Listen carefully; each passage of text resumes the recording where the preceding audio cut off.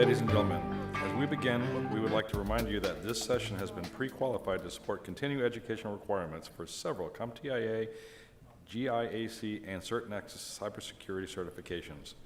FCA members may receive attendance documentation for today's panel by scanning their badge at the iPad near the exit. We are grateful to CompTIA, GIAC, and CertNexus, as well as FCA preferred partners, American Public University, Sans Institute, and Western Governors University, for helping us bring necessary training sessions and certification opportunities to our members and attendees. Ladies and gentlemen, please welcome to the stage Tina Jordan, Vice President, Membership, FCA International.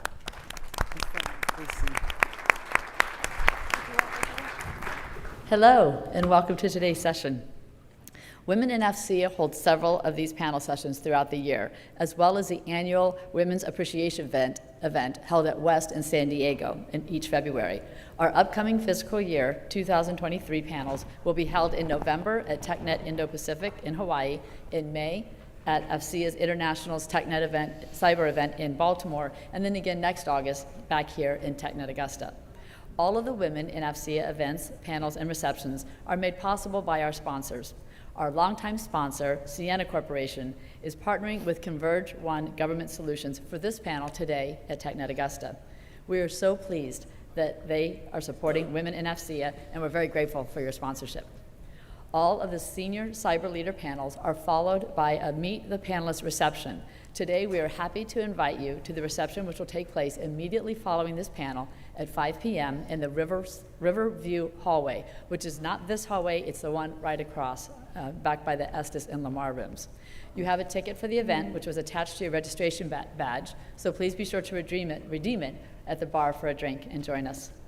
This panel has been approved for several continuing education credits, as Paul mentioned in the back. However, you do need to stay the full hour to receive the credit, and you need to make sure to have your badges scanned, and the scanning machines are back there. They don't turn on until 5 o'clock, and they turn off at 5:15. So, and you can't leave and come back. I'm not sure why, but that's just one of the rules they have. So make sure you get your badge scanned between 5 and 5:15 before you head over to the Riverview hallway. So with that, I would like to acknowledge our corporate sponsor representatives. Tom Finney is a Technical Account Director at Sienna Government Solutions Incorporated. Tom, would you please stand and be recognized?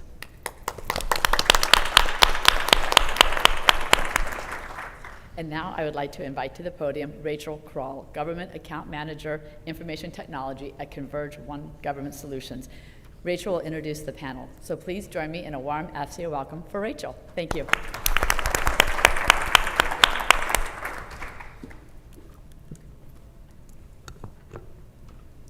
Thank you, Tina. I am honored to be here today to represent Converge Government Solutions. I'm especially pleased to introduce Ms. Nancy Patel, the moderator of this exceptional panel.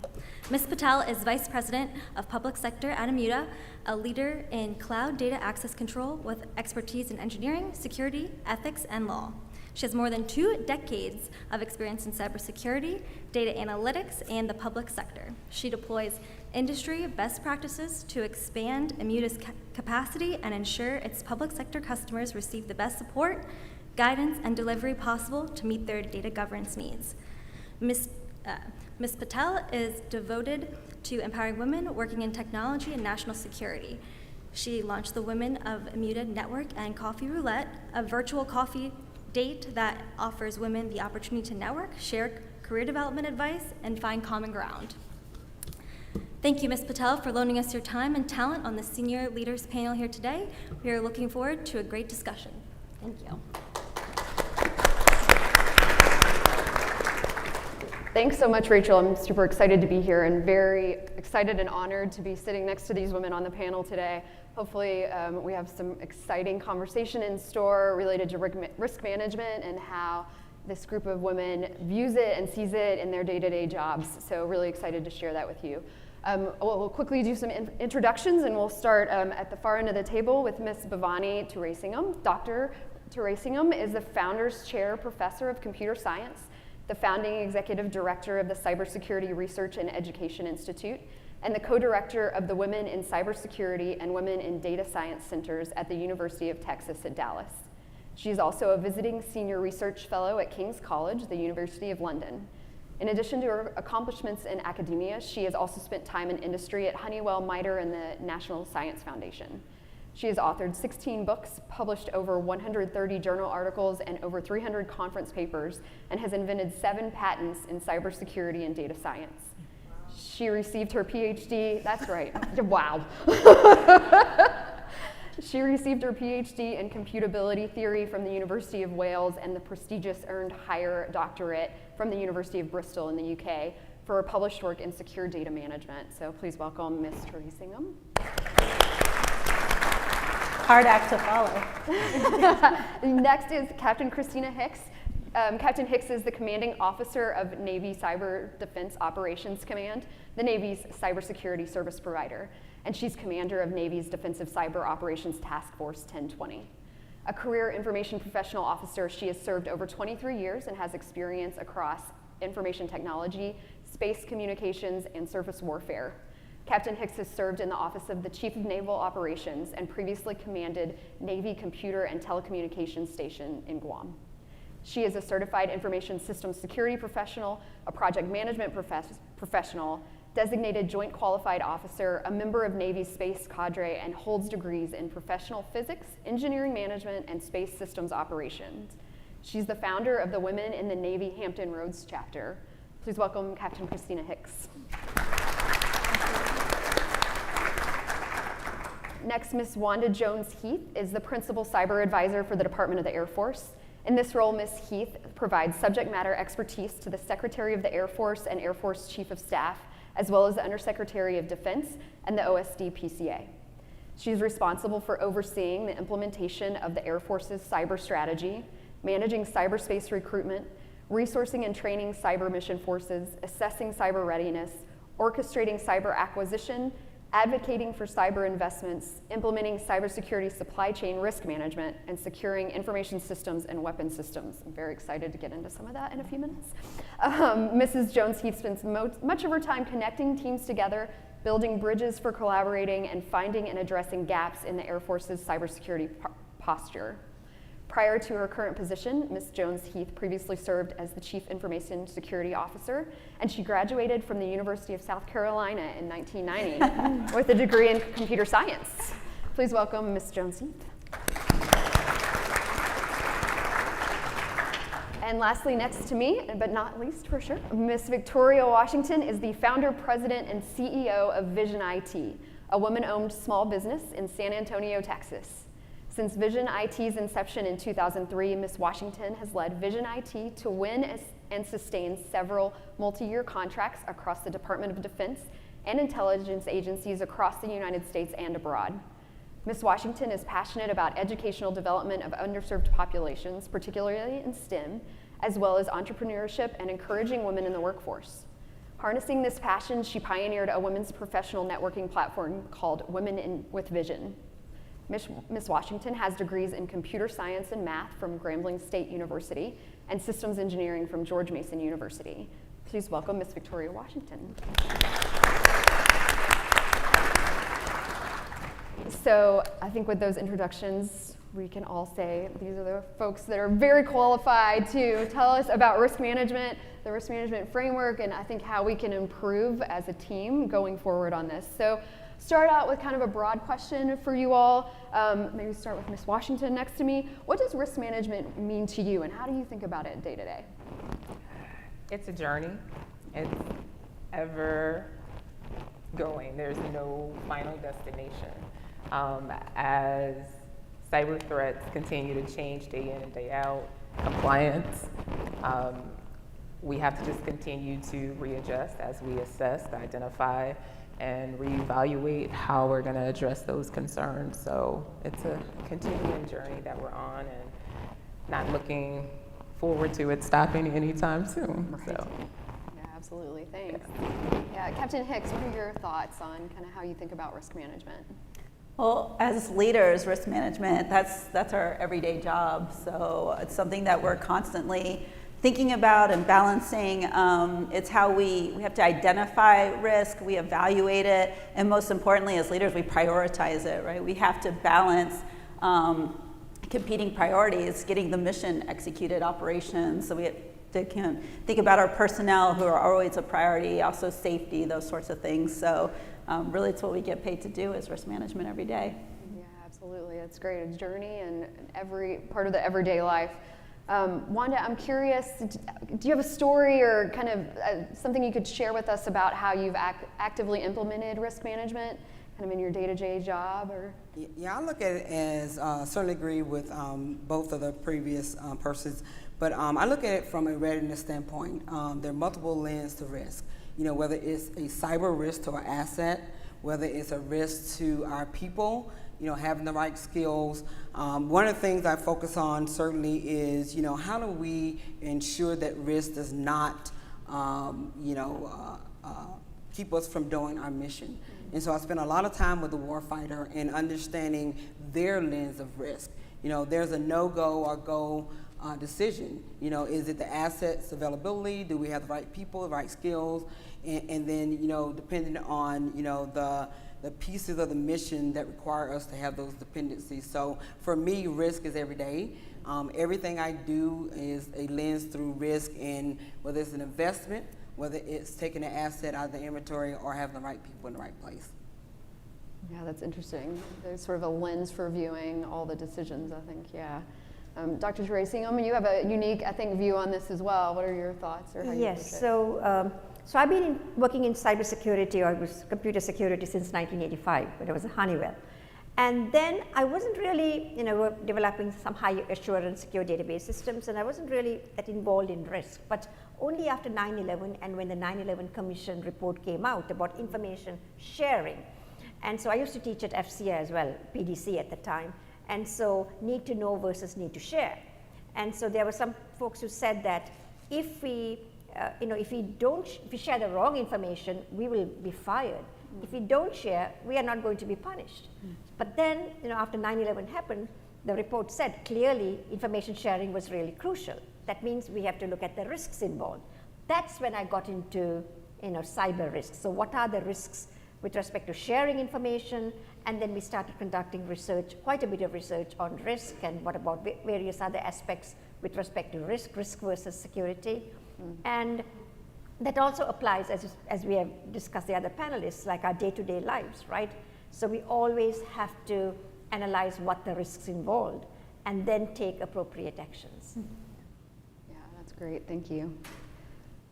Let's dive maybe one step deeper, and Captain Hicks, I'm particularly curious of your thoughts on this, but also welcome others on the panel to chat about it too. It's been over 8 years since we first started the risk management framework.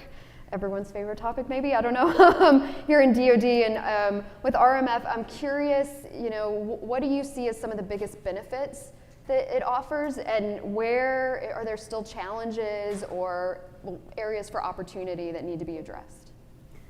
Thank you, Nancy. So think about Navy's risk management framework, RMF, and its predecessor, DIACAP. I think we've actually got probably more like almost 20 years of experience with this process. To be honest, I had to think a bit about what the benefits have been. I understand what the reason is. It's a process for how we evaluate our IT systems against the NIST cybersecurity framework. It has raised awareness, I think, not only from the importance of baking in cybersecurity into our IT systems, but also for the folks who are going to operate those systems. It raised awareness, okay, it's important to make sure you're stigged and you're patched and you're properly configured. So that is all goodness, but challenges, I didn't have to think very long about that one. First and foremost, it doesn't work. It does not make us more secure. As Mr. Weiss, the Don CIO, says, cybersecurity is not a compliance issue. RMF is compliance-based. It's a checklist. It's, hey, do you meet all these security controls?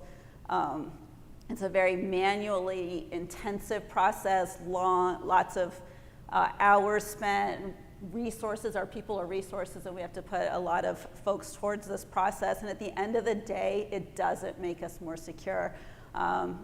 I defend and protect all of our Navy networks, and I will tell you that the vast majority of incidents that my team responds to are on ATO networks. So what has it done for us? I like to think of an ATO as like when you go to a new car lot and you buy a beautiful, shiny new car. you're all excited and you drive it off the lot, what happens? It immediately drops in value. It's no longer worth what you paid for it.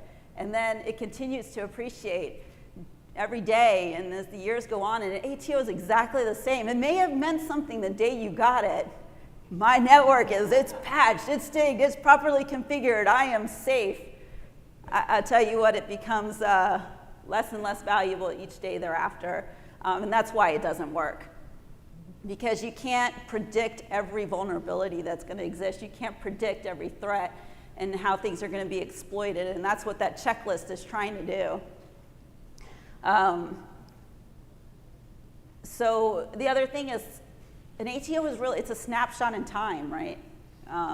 What we need, what we have to get to going forward, and probably we'll be talking more about this, is how we continuously monitor our networks. Don CEO's got a cyber ready initiative, and it's how do we basically make those network owners work for it every day? How do they earn that ATO every single day? And that's where we need to get to in the future, and I'm sure we'll talk more about that later, so I'll end there. That's great. Other thoughts on this one? I certainly agree. It doesn't work.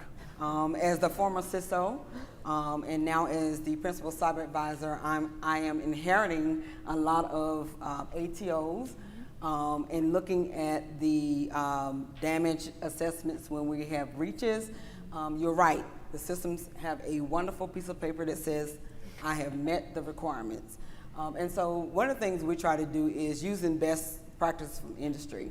Pen testing, hackers, things like that is what we've been focused on to try to really get to the bottom of, can we survive if we have to use that asset? Yeah. That's great. A couple things you said that I thought were interesting. Cybersecurity is not a compliance issue, that you said, that Don CIO said. I think that's a really good point. We kind of talked about bad and what's not working, and then you talked about kind of how can we leverage industry best practices. But if you were to think of a perfect world, or if we were having the same conversation 5 or 10 years from now, what do you think maybe it would look like better than a piece of paper or a checklist? Do you think it's that continuous idea, or implementing it every day? What works? Anybody? Was that directed at? Yeah, either of you, whoever wants to have a go. I'm happy to have a go at that one. So it really comes down to, it's gonna be a multi-pronged approach. Ms. Jones-Heath alluded to like that auditing piece, that penetration testing, kind of going in and doing that testing and auditing process. Absolutely, that's a piece of the pie. What I'm very interested in is how we get to continuous monitoring, how we assure that I have visibility into every piece of my network and access. And so I can, the fact that the adversary is gonna find a vulnerable point and exploit it, that's a given. It's gonna happen. But how do I get that immediate alert and the ability to do incident response? How do I protect the network? And by the way, there's another piece on the front end when we talk about acquisition and how we're actually developing and building our networks. We have to bake in cybersecurity from the front end. There's been some great discussion today about zero trust and ICAM. So, okay, great, they get on, but they can't laterally move. They can't escalate privilege, all of these things.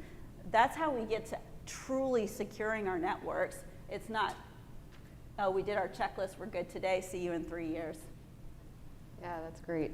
That's a good kind of twist to Victoria here. I think to the point of baking it into acquisition, I love that. Start at the beginning, right? That's what we've learned is you have to start with those ideas because it's almost impossible to catch up on the back end. I'm curious, Victoria, how do you see that from the perspective of industry or as a small business owner? What's your interaction with RMF, and have you seen, risk management and cyber start getting baked into acquisition? What's your view on that from the kind of the industry side? So I look at it from, there we go. From two perspectives. One, as a government contractor, we're supporting the government, so we have members that are part of the RMF team. And with that, it's different across agencies, right? As a small business, we may have done it really well in Army, but that doesn't necessarily mean it's the same way in the Navy. it's a cost that associates with that, having that type of talent on your team. From the second perspective, internally, from an organization, we have to implement risk management. We have to be able to secure our network, implementing the CMMC, and once again, there's a cost associated with that. We don't have the resources necessarily to always have multiple senior engineers. We wear multiple hats. We don't have a dedicated, cybersecurity team or RMF team to help us through that. As we grow, and I just look forward to, working with our government agencies to let them see that it's not just an issue that they're facing. The government's asking for this level of security, but it comes at a cost as well. So how can we mitigate some of the cost? How can we provide this type of service that they're needing as well? Yeah, that's a good point. Thanks. We'll change direction just a little bit. And Dr. Tracingham, I'm very curious about some of the research that you've done related to risk and risk management, and thinking about the trade-off that we kind of often think about with respect to data security and then the actual utility and how much and where we can use the data. And then, Ms. Washington just brought up cost, but there's obviously a big cost to implementing those risk management rules and strategies. So how do you figure out the balance? What have you found? Right, so that's really a very good question. So we've done a lot of work on risk with respect to security and privacy. And so one of the things that you can do, especially say with privacy, you can really do a lot of masking of the data to the point that it's not going to be of any value, right? Because if you sort of perturb the data or include random values and so on, the data could be soon useless.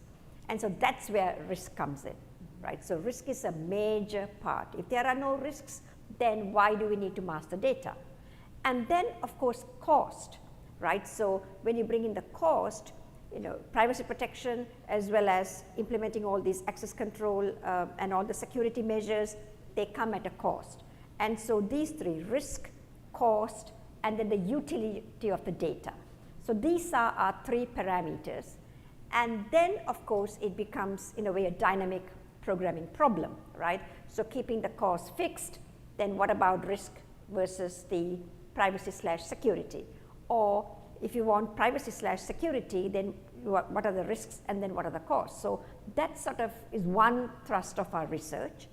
And then the other thing also we do is, we talked about all the testing, penetration testing and so on.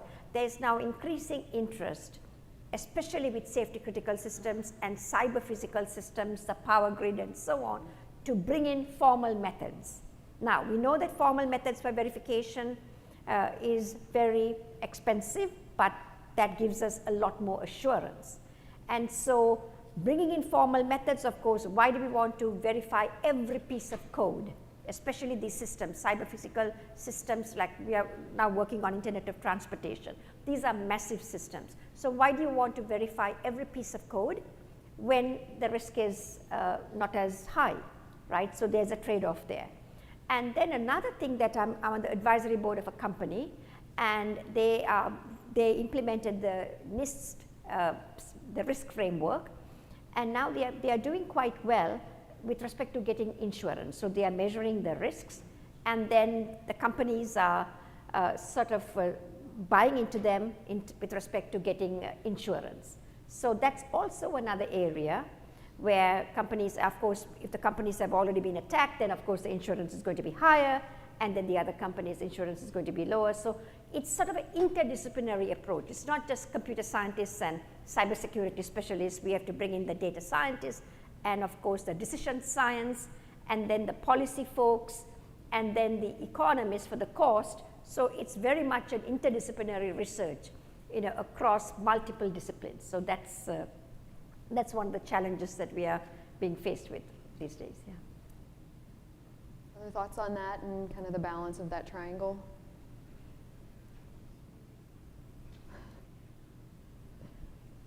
Okay. Let's switch gears a little bit again, because we talked a little bit about supply chain and the global supply chain, and especially I think risk related to supply chain, but just in the cyber world as well specifically. It seems like every day it's becoming a little bit worse or more dangerous there. Ms. Jones-Heath, starting with you, and please the rest of the panel jump in. How do we think about risk management within the supply chain specifically? Have there been successes with respect to applying risk management to the supply chain without just stopping everything? How do you see that? So the supply chain risk management definitely is a key part of the risk management framework. That was a new add along with privacy. So, are we there yet? We're trying to really figure out, how do we do that? COVID taught us a lot, right? When we couldn't get parts and things like that, especially for legacy systems. So we have to think about that. Also counterfeit. When you have counterfeit IT and routers and things like that, it is really a mission impact. And trying to figure out, how to address it, we have to address it up front. We have the policies in place, but the execution piece is things that we are really struggling with. With the new executive order, we just also received the White House memo that talked about investing in supply chain risk management and how do we, put things in place logistically so that we don't have to wait to get them. We know that our adversary is very vigilant in trying to add things to our network that we didn't ask for. And so how do we test that, right? One way we do it is, pen testing. We pull things off the line and we use the services of the OSI to kind of help us find counterfeit things like that. And we've been very successful in doing that, but we don't do it at scale. And so we're trying to figure out how do we do that in the acquisition community? How do we really engage them early, add it in the contracts for our industry partners? How do we engage everyone we need from a team perspective to start addressing it early and often? Can I add something to that? It was a really excellent answer. So I'd like to talk a little bit about supply chain from a more of a software perspective, because we think about supply chain usually sort of as hardware, right? So software, again, it applies for hardware as well. Coming from different parts of the world, no longer is all of the software being implemented in the US. It's coming, a lot of the software coming from India and some other parts of the world. And so when you bring in all these pieces of software, and then when you are assembling them together, that there are risks involved. We don't know what the foreign countries, there could be adversaries, planting Trojans and malware and so on. And so what are the risks involved when you put it all together? So I have studied sort of supply chain more from the software perspective and working with risk and decision scientists. And so what are the risks involved? Maybe if it's coming from UK, is it sort of a little safer than say if it's coming from India, or if it's coming from China or Nigeria or whatever. So that's also another aspect that we've got to be thinking about. And there's also data, with respect to data sharing. Data is coming from all over the place. You put it together and develop a data product. Then what are the risks involved, right, from the different parts? So it's somewhat similar to what you have said, but then there might be some different aspects when you talk about software. Yeah, that's really interesting too, thinking about data lineage and how that is very much a parallel to supply chain and how we understand risk related to the data, but also to software and to hardware. It's kind of, there's an overlap or a parallel there. That's great, thank you. Captain Hicks, going back to kind of what you were saying earlier and what we were talking about, I'm curious, you talked a little bit about continuous monitoring, but are there other tools or technologies in risk management today that you think we could lean on a little bit more or could better inform how we're approaching risk management in DoD?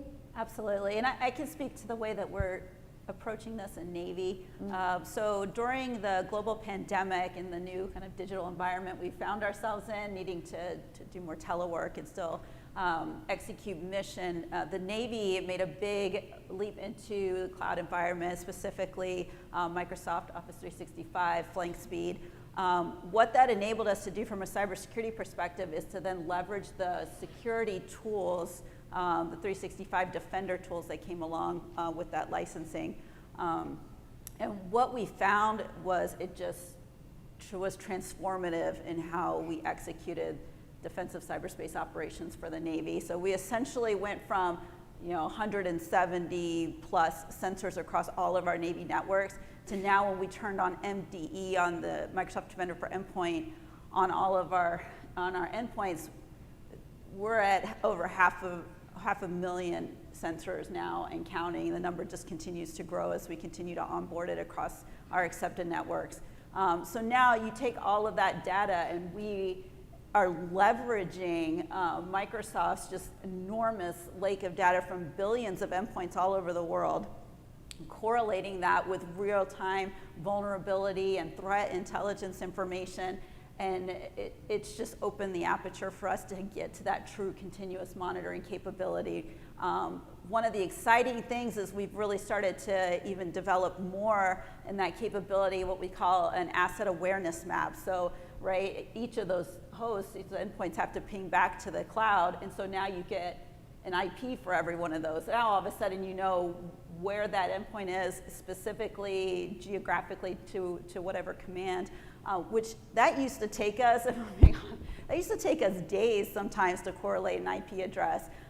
Or, for example, just to, you get an alert and we'd have to reach out to whatever command once we correlated that IP address, which took days, we're already days behind. Then once we figure that out, then you reach out to the local defender. Oh, by the way, it might be the weekend, it might be, the lights may be off, we gotta wait till Monday to get in touch with them, whatever it may be. But this whole process could take up to weeks just to respond to an alert. Now with this endpoint detection capability at EDR, we can reach out within seconds, isolate the host if need be, pull any data that we need. It doesn't matter what the local defender is doing if they're at work or not. So for us, it's just been transformational. And it directly correlates to how we get to a continuous ATO. Because now I can look across all of my networks and say, okay, what is your status? Are you STIG? Are you patched? We can pull, are you vulnerable and where? And we have all these wonderful visualizations using the toolkits. So it's been transformational for us. Our NAO, our authorizing official, they're excited. We're trying to figure out how we translate that into an actual continuous ATO program. But we're very excited, and it's just about leveraging what's already out there in industry, using the technology to get there, get away from the checklist mentality, and actually use what's out there. And it's not just about the endpoint. Again, we need vendors, we need tools for that auditing piece, that penetration testing piece. It's all of those puzzle pieces will fit together to get where we are just using technology to get to true cybersecurity as opposed to what we're doing right now. Yeah, that's very exciting, and I'm thinking about all that data that you have now, and it's a beautiful data analysis, data science problem. Now we have the data, what can we do with it? Let's ask it hard questions. That's really exciting, thank you. Ms. Jones-Heath, I'm curious because we talked about tools and tech and kind of how you're leveraging that, but from your perspective, I think maybe you have a slightly different approach to investment and resources. What do you think is important, and how do we invest in the right places to move forward? Just to build on a little bit what she talked about, we have the same issues, with same space, but we're also taking a different aspect on that as well, building more sensors, on our weapon systems, our operational technology, building that map, so to speak, so that we can see all of our assets, and then, really focusing on our service retained capabilities, our mission defense teams, and putting those assets on the critical systems that we know we're going to need if we have to go to war in the Indo-PACOM region. So we've been really focused on that. And when I jumped in the seat as a PCA, the first question on day 3 of Honorable Kendall was, who can tell me my cybersecurity and cyber defense posture? Nobody moved. And I said, sir, that would be me. As your principal cyber advisor, I focus day to day on, understanding all the assets, where they are, what their condition is, whether it's a weapon systems. We did great on our networks, our operational technology, and then our people. And so what I've been doing is I stood up a task force Sentinel Stand, which from January to March, We had a 4-month sprint to where we can start looking at our assets that we need in INDOPACOM. You know, I sent the team of 4 out to those specific bases that the commander wanted us to take a look at.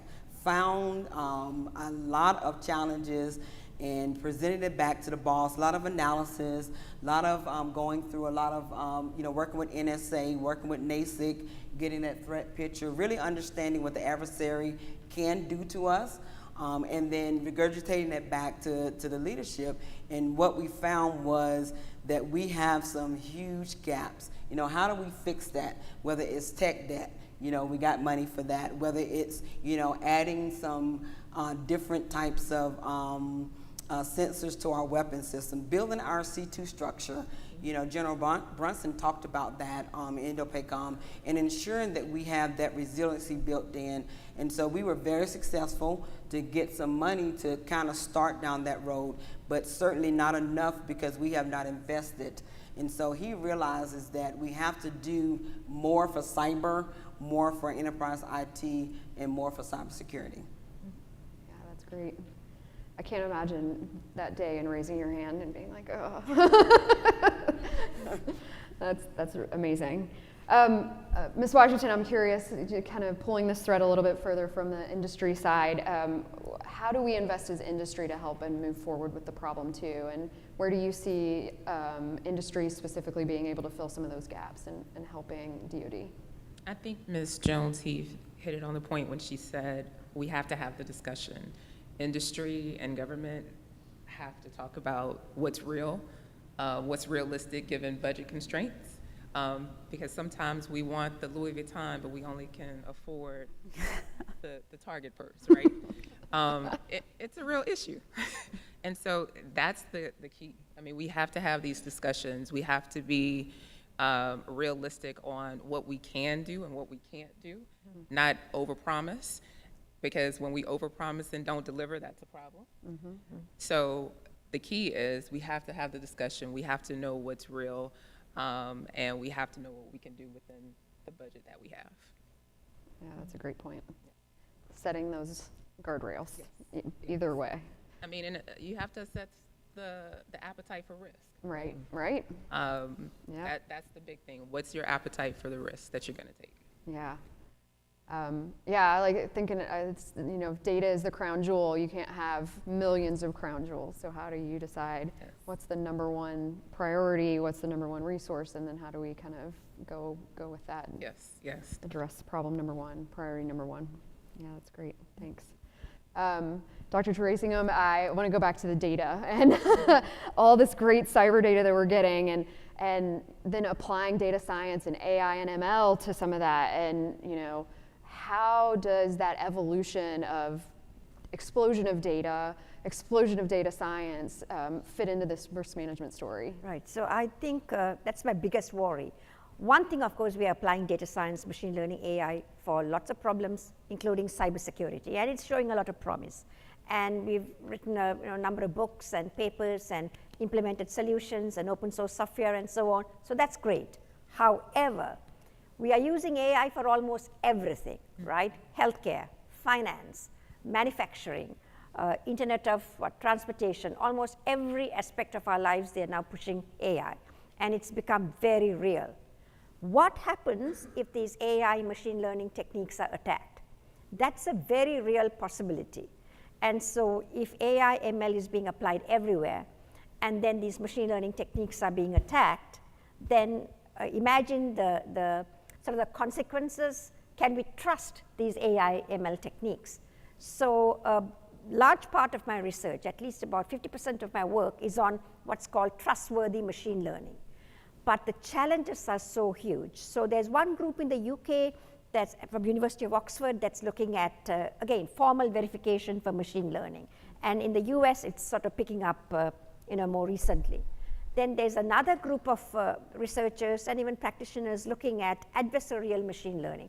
So these machine learning techniques are attacked. So the adversary is looking at our models, our data that we are using to train the machine learning techniques and trying to thwart everything.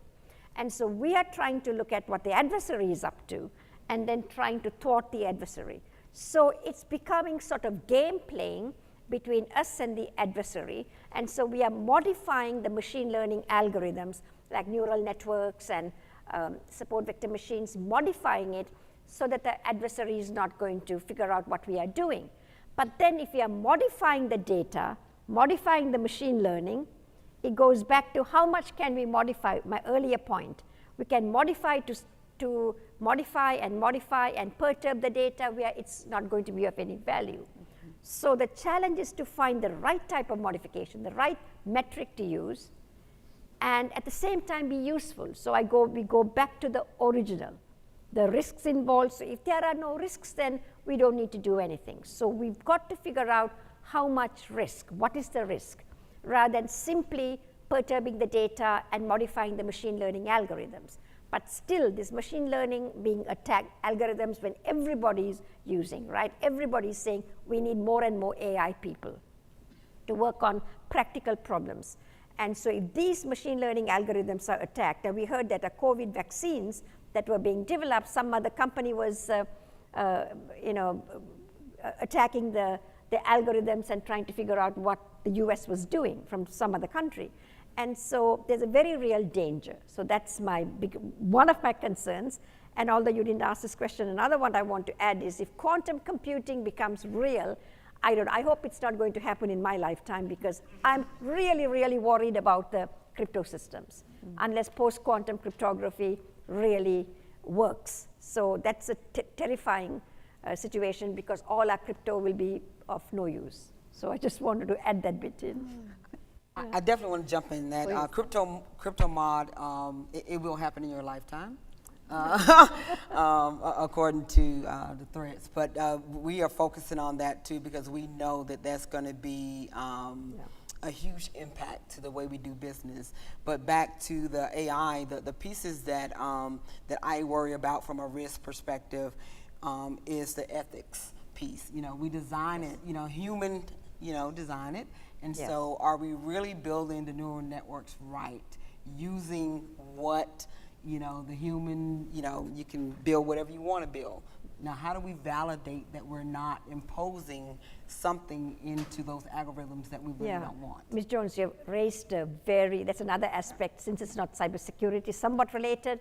That's the whole area of ethics in AI, fairness in AI, right? So that's another worry. So you add a fairness metric, and these AI algorithms, are more fair. But then when we add fairness metric, then what about the privacy? What about all security? You bring in all that together. I don't know. It's we need to start training people when they are very young. I mean, you can't get someone, say, after working for 40 years to come and like myself, looking into these deep problems. Someone, young in school, high school, junior high. Train them so they start thinking of these problems when they are younger. So that's maybe one solution. Yeah. Well, great. And discrimination, of course, AI biases. algorithms. Yeah. Nothing to worry about. Everything's great. Are there other, this is a very interesting kind of topic, I think. Are there other things that you worry about or that keep you up at night in this space, in this kind of risk management space that we haven't already discussed, or AI, ML? Anyone else? I'm curious too, along those lines, just for anyone, about how, you mentioned adversarial ML, but how do we make sure that what we understand about the adversary and their approach, how do we efficiently feed that back into what we're building into risk management and things like that? Any thoughts on that and how to do it? It's really understanding the threat picture, and it changes all the time, right? And we have multiple adversaries, so you can't just focus on one. Everybody's focusing on China, but there are also other adversaries, whether they're individual or state-sponsored, that we have to understand what they're doing as well. And so we spend a lot of time, with NSA and NASIC and other intel agencies to get that information. One area we're certainly getting more focus on is space. Understanding, how space assets are being used, by adversary. We've never talked about that a lot. And with the new Space Force, I represent both the Air Force and Space Force. And so we're getting more into that because those assets are truly legacy. And cybersecurity was never part of the equation. And so we have to understand how that's being used, the data links. Another area that kind of gives me pause is, if we have to go to war and we have to, meet them where they are, can we sustain? We can't do it long distance, so we have to be in the region in order to combat that. And it's going to be, both from, a network standpoint and on the ground. So we have to be prepared. Centers of gravity, we understand where they are in that region, and we're working, with the Navy as well to make sure that we build up enough resiliency over in the region. I'd like to further comment on something Ms. Jones-Heath brought up with regards to that intel piece being so important to operations. So it usually comes as a surprise to a lot of folks. I have quite a large and robust intelligence shop within Navy Cyber Defense Operations Command, close to 100 folks. We were the first in the DoD in terms of defensive operators who got a reporting certification. We're now helping other services to get theirs. But we put out reporting at the secret level to our local defenders in order to help them in the fight. And we have that very close integration and synergy between intelligence and operators, because when we go out and hunt, we want to do it based on risk. We want to do it based on that threat intel. Where do we think the adversary is going to go? And then we're being proactive.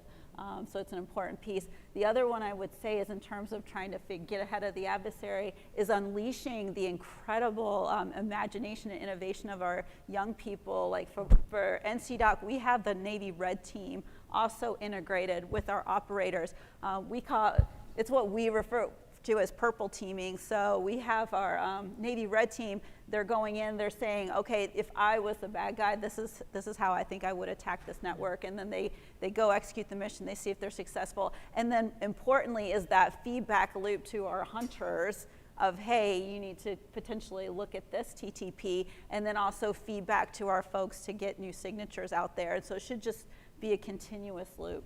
Yeah. I'd just like to add something.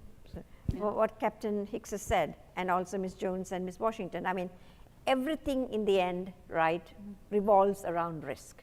So whether it's adversarial attacks or poisoning the data or any other types of attacks, we have to look at risk. So the point that I'm trying to, and I was not, because my PhD was not in cybersecurity, so I got into cybersecurity 5 years later when I joined Honeywell. And so I was not really made to think about risks. So when we are teaching our students, and also the younger they are, I finished teaching pro bono 26 high school intern students. And so I was drilling it into them about risks involved so that they can start thinking about risk, right from an early age or when they start their careers. And so develop solutions in accordance with the risk, not just sort of simply going and looking at, it's a neat problem to solve or lots of research to be done, but you've got to think about the risks involved and develop appropriate solutions. Yeah, I think Ms. Washington was going to say something. So for small businesses, we can't underestimate that we're not being attacked. We sometimes have to say, okay, is it worth me implementing, cybersecurity? It's a cost associated with that. Or do I write on this proposal? I can't do both. But I cannot afford not to do both, right?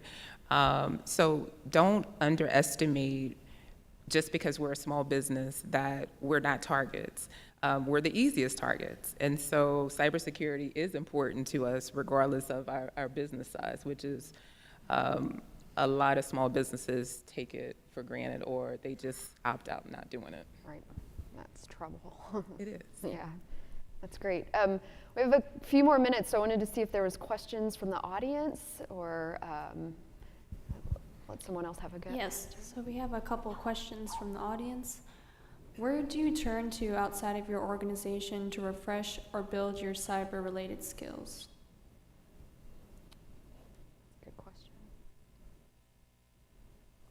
Personally, it's a continuous learning model. For example, I'm working on my doctorate. I'm doing technical stuff, and you need to stay proficient because technology changes. And I encourage all of my team and the folks who I mentor to always think about what's happening in the environment and go get that skill. We can never have enough people who understand cybersecurity, who understands, red teaming and penetration testing, all of those tools that we have in our inventory that we don't use, on a daily basis. So continuous learning should be part of everyone's overall approach in this business. I think I'd like to add, so even though I'm teaching, students almost around the world, I also learn, right? So ever so often, right, I did my CISSP 12 years ago and I passed, fortunately, first time, but I didn't keep up with the certificate. I should have applied for the recertification. And then I got my GCFA, so that I kept, the recertifications. And then I also last year, home at the pandemic, so I was wanting to learn more about cybersecurity policy.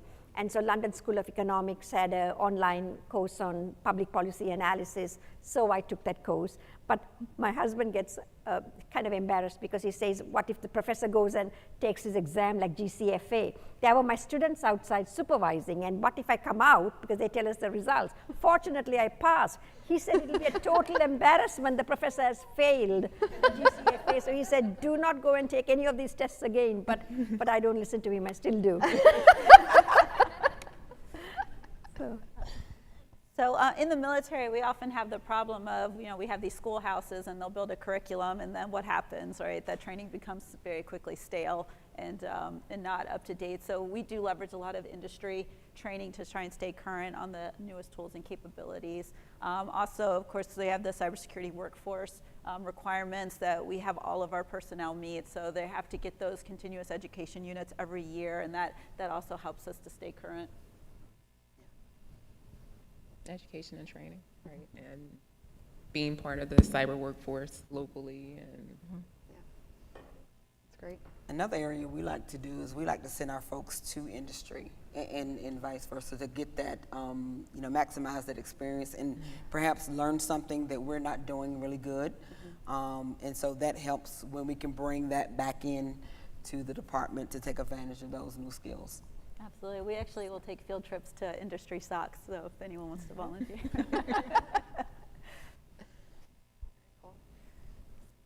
Other questions? Yes, thank you. We have a couple more questions. How do we empower and encourage future cyber warriors to continue overcoming the risk management challenge? We promise them we'll change it someday soon.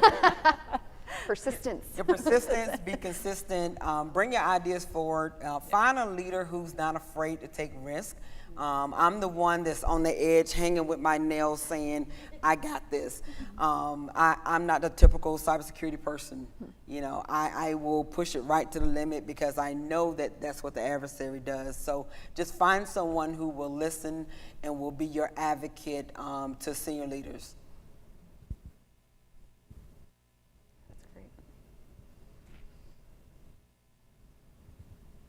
I think we have time for maybe one or two more. Okay, we have another question. Do you or all the panelists budget for penetration testing, incident response training, tabletop exercises, etc.? Also, how much time is spent per fiscal year for these trainings? Not enough. One of the problems I have is they typically will white card cyber because they know what we can do. And so I'm working with the our operational side where we have a test range, cyber test range, and I want to build it out a little bit. We have a small city that we use, and I want to build that out because, one thing that's absent is, our operational technology and being able to, train live on that, making sure that, we can participate fully and demonstrate to the warfighter that the adversary can do certain things to us, and they need to know how to react to it, because at the end of the day, when we execute our mission, if they can't think about how to do things differently because they don't have that asset, then we will not win, and we cannot lose. What about on the Navy side? I'm just curious, like how much time is spent training versus kind of on the front lines, and how do you figure out the balance? We obviously, given the mission that we're in, I'd say we're in constant daily contact with the adversary. So we are very active operationally, but we do spend a lot of time supporting Navy and joint exercises alike. I thought Ms. Jones-Heath's comments were spot on. We always could be doing more, and we do white card too much. And that's something that we try to get that feedback loop of how we can get better injects so that we're getting higher quality training for our operators or for our warfighters. Real ejects, not the fake ones. Yes. We like to, this is a hot button for me. We like to, kind of reserve and dumb it down, but we have some smart people that if we were to unleash them inside of an exercise, folks will be amazed.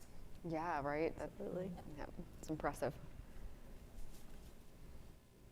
Okay, well, I want to thank the panelists for all of your comments, and it's been really fun chatting with you and learning more about your perspective, and we'll welcome Tina back to the stage to wrap us up.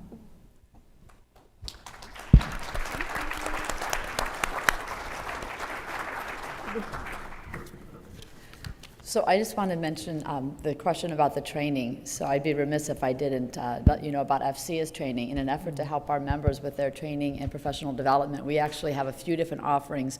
We have partnered with American Public University Systems, the Sands Institute, and Western Governors University to allow our members to get bachelor's degrees, master's degrees, certificates, or just continuing education at special pricing or at discounts.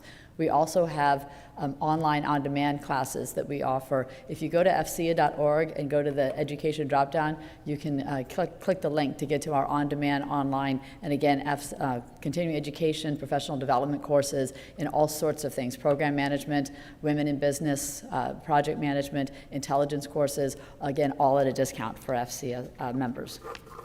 Shameless plug, but I wanted to answer that question. Somebody asked about it. So, okay, with that, thank you so much, Nancy, and to our panelists. Let's give them another round of applause. As a token of our appreciation, FCA will be making a donation to on behalf of each of our panelists to the organization Girls Who Code. It's a nonprofit organization that aims to support and increase the number of women in computer science. Very fun. As mentioned before, this panel does qualify for continuing education credits. You'll see the scanners in the back. Make sure you get your badge scanned before you leave the room. And with that, we want to thank again to Sienna and to Converge One for sponsoring this panel. We couldn't do these panels without your support, and without your support, we couldn't have the reception, which we will now dismiss to go to. It's not in this hallway, it's in the next hallway. Follow signs to Lamar and Estes. You'll see it in the back. This reception is sponsored by Sienna and Converge One in association with Women in FCA. You don't have to be a woman to come to the reception. So please join us, come meet the panelists, spend some time networking. Have a great FCA evening, and we'll look forward to seeing you back here tomorrow morning. Thank you again. Yeah. Oh, nice.